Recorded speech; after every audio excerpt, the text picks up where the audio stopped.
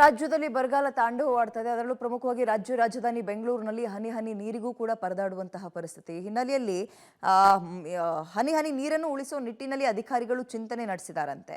ಹೇಗೆ ನೋಡ್ತಾ ಹೋಗೋಣ. ಅನಗತ್ಯ ನೀರು ಪೋಲು ತಡೆಗೆ ಜಲಮಂಡಳಿ ಕ್ರಮ.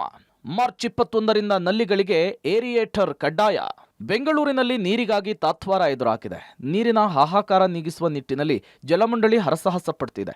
ಇದರ ಮುಂದುವರೆದ ಭಾಗವಾಗಿ ಹನಿ ಹನಿ ನೀರನ್ನು ಉಳಿಸುವ ನಿಟ್ಟಿನಲ್ಲಿ ನಲ್ಲಿಗಳಿಗೆ ಕಡ್ಡಾಯ ಏರಿಯೇಟರ್ ಅಳವಡಿಕೆಗೆ ಆದೇಶ ಹೊರಡಿಸಿದೆ. ವಾಣಿಜ್ಯ ಮಳಿಗೆಗಳು, ಕೈಗಾರಿಕೆಗಳು, ಅಪಾರ್ಟ್ಮೆಂಟ್ಗಳಲ್ಲಿ, ಐಷಾರಾಮಿ ಹೋಟೆಲ್ಗಳು ಮತ್ತು ರೆಸ್ಟೋರೆಂಟ್ಗಳು, ಸಾರ್ವಜನಿಕ ಸ್ಥಳಗಳಲ್ಲಿನ ನಲ್ಲಿಗಳಿಗೆ ಏರಿಯೇಟರ್ ಅಳವಡಿಕೆಯನ್ನ ಕಡ್ಡಾಯಗೊಳಿಸಿ ಜಲಮಂಡಳಿ ಆದೇಶ ಹೊರಡಿಸಿದೆ. ಅನಗತ್ಯವಾಗಿ ನೀರು ಪೋಲಾಗೋದನ್ನು ತಡೆಯುವ ನಿಟ್ಟಿನಲ್ಲಿ ಈ ಕ್ರಮ ಕೈಗೊಳ್ಳಲಾಗಿದೆ.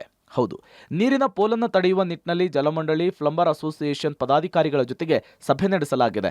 ಏರಿಯೇಟರ್ ಅಳವಡಿಕೆ ಇಲ್ಲದೆ ಇರುವಂತಹ ನಲ್ಲಿಗಳಿಂದ ಹೆಚ್ಚಿನ ಪ್ರಮಾಣದ ನೀರು ಪೋಲಾಗುತ್ತದೆ. ಈ ನಲ್ಲಿಗಳಲ್ಲಿ ಏರಿಯೇಟರ್ ಅಳವಡಿಸುವುದರಿಂದ 60% ರಿಂದ 85% ನೀರಿನ ಉಳಿತಾಯ ಸಾಧ್ಯವಿದೆ. ಮಾರ್ಚ್ 21ರಿಂದ ಮಾರ್ಚ್ 31ರವರೆಗೂ ಸ್ವಯಂ ಪ್ರೇರಿತವಾಗಿ ನಲ್ಲಿಗಳಿಗೆ ಏರಿಯೇಟರ್ ಅನ್ನು ಅಳವಡಿಸುವುದನ್ನು ಕಡ್ಡಾಯಗೊಳಿಸಲಾಗಿದೆ. 10 ದಿನಗಳಲ್ಲಿ ತಮಗೆ ಸಿಗುವಂತಹ ಏರಿಯೇಟರ್ಗಳನ್ನು ನಲ್ಲಿಗಳಿಗೆ ಅಳವಡಿಸಿಕೊಳ್ಳಬೇಕು. ಏರಿಯೇಟರ್ ಅನ್ನು ಅಳವಡಿಸಿಕೊಳ್ಳದೇ ಇರುವ ಕಟ್ಟಡಗಳಿಗೆ ಜಲಮಂಡಳಿ ಏರಿಯೇಟರ್ ಅನ್ನು ಅಳವಡಿಸಿ ವೆಚ್ಚ ವಸೂಲಿ ಮಾಡಲಿದೆ. ನಲ್ಲಿಗಳಿಗೆ ಏರಿಯೇಟರ್ ಕಡ್ಡಾಯದ ಬಗ್ಗೆ ಜಲಮಂಡಳಿಯ ಆದೇಶದಲ್ಲಿ ಏನಿದೆ ಅಂತ ನೋಡುವುದಾದ್ರೆ, ವಾಣಿಜ್ಯ ಮಳಿಗೆಗಳು, ಕೈಗಾರಿಕೆಗಳು, ಅಪಾರ್ಟ್ಮೆಂಟ್, ಐಷಾರಾಮಿ ಹೋಟೆಲ್ಗಳು, ರೆಸ್ಟೋರೆಂಟ್ ಮತ್ತು ಸಾರ್ವಜನಿಕ ಸ್ಥಳಗಳಲ್ಲಿರುವಂತಹ ನಲ್ಲಿಗಳಿಗೆ ಏರಿಯೇಟರ್ ಕಡ್ಡಾಯ.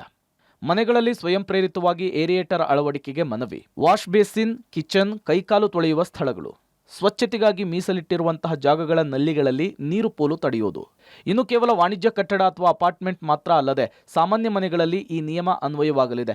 ಇದರ ಬಳಕೆಯಿಂದ ಜನರ ಮನೆಯಲ್ಲಿ ನೀರಿನ ಬಳಕೆ ಗಣನೀಯವಾಗಿ ಕಡಿಮೆಯಾಗುತ್ತೆ. ಹಾಗೆಯೇ ನೀರಿನ ಬಿಲ್ ಕೂಡ ಕಡಿಮೆ ಆಗುತ್ತೆ ಅಂಥೇಳಿ ಸಲಹೆ ಕೊಡಲಾಗಿದೆ. ಒಟ್ಟಾರೆ ನೀರನ್ನು ಉಳಿಸುವ ಉದ್ದೇಶದಿಂದ ಜಲಮಂಡಳಿ ಆದೇಶವನ್ನೇನೋ ಹೊರಡಿಸಿದೆ. ಇದು ಎಷ್ಟರ ಮಟ್ಟಿಗೆ ನಿರ್ವಹಣೆ ಆಗುತ್ತೆ ಅನ್ನೋದನ್ನ ಕಾದು ನೋಡಬೇಕು. Raghu Mariswamy, metro bureau, public TV, Bengaluru.